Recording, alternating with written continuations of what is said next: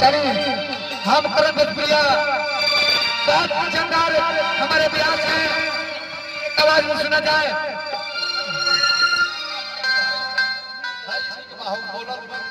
Hello hello hello जय माता दी। Hello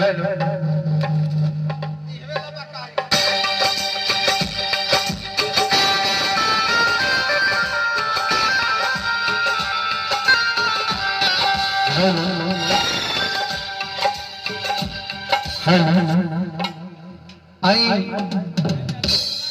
आज बृहस्पतिवार बा मंगलवार। हाँ ठीक ठीक ठीक हमरे दिमाग से उतर गई।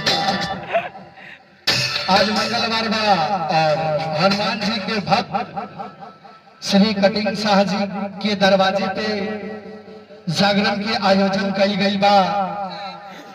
जे बहुत दूर दूर से कलाकार आइल बा माता के दरबार में हाजिरी लगावे। जे भी माता के दरबार में आइल बा एक बार दोनों हाथ हमरा लगा हल बजाओ तनी ली हम हनुमान की खातिर दोनों हाथ ऊपर लंबा लंबा ऊपर उठा ली और प्रेम से बोली साचे दरबार की ना। हमरा बुझाता तहनी के खीर पूरी नहीं खा खैले आवाज होने चाहिए कि नेपाल में गूंज जाए। प्रेम से बोली साचे दरबार की। आई थोड़ा सा बंदना हनुमान जी के ओकरा बाद कार्यक्रम के आगे बढ़ावल गई।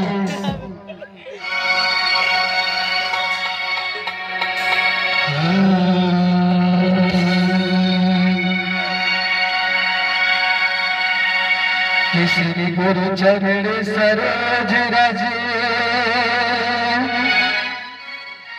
निज मन मुकुर सुधार बरड़ रघुबर विजन बसे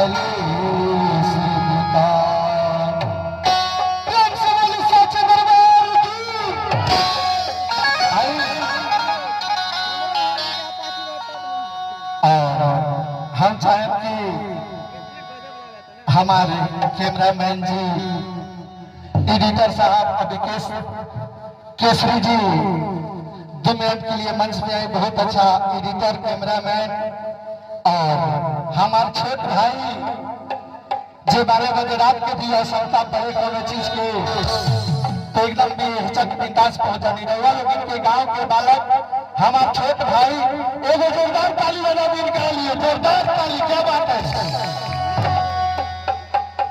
अभिषेक केसरी बाबू बहुत अच्छा ही कैमरा करनी, बहुत अच्छा एडिट करेनी।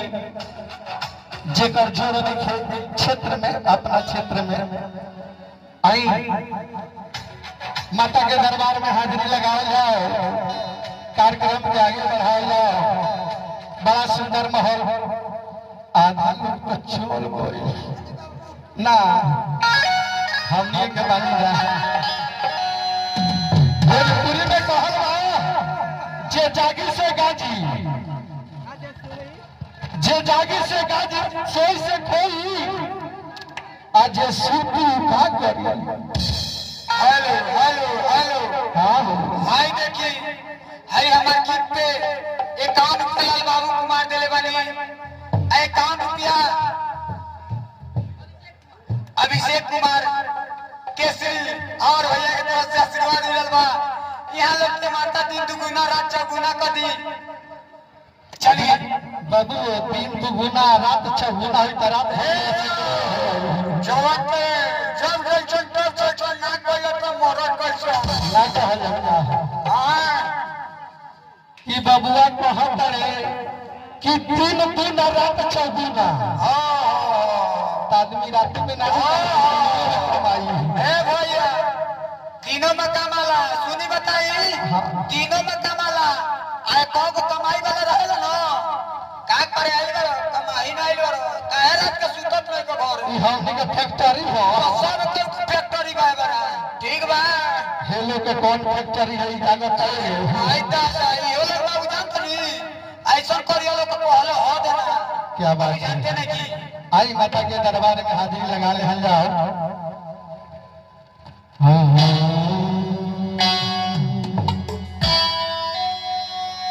ऐ सब कलाकार ये स्टेजवा पर से चढ़ गए हम ही कलाकार बानी का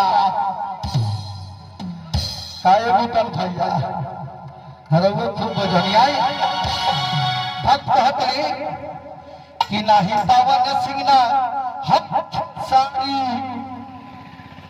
नाही दिनेश विनय बिहारी करल भोजपुरिया नाम है लक्ष्मी पुत्राव है रघुरवा है नहीं पावन सीता है खेसारी नहीं पावन सीता है खेसारी नहीं दिनेश वाला विनय बिहारी भोजपुरिया नाम है भैया तनी बीट के ध्यान अभी हम नया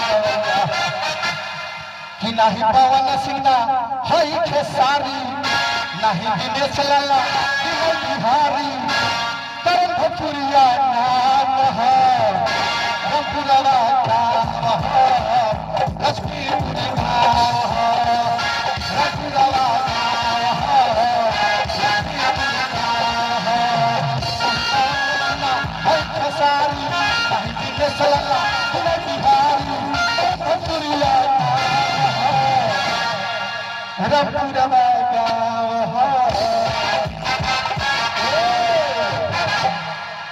लक्ष्मीपुर गाँव है हम कार्यक्रम भोजपुरिया रघुआ भोजपुरिया श्रोता समाज के नहीं आई माता के दरबार में हम अपन परिचय तो बतौनी एगो भक्त जाते हैं माँ के दरबार में अर्ज करते हैं हेलो बाबू भाई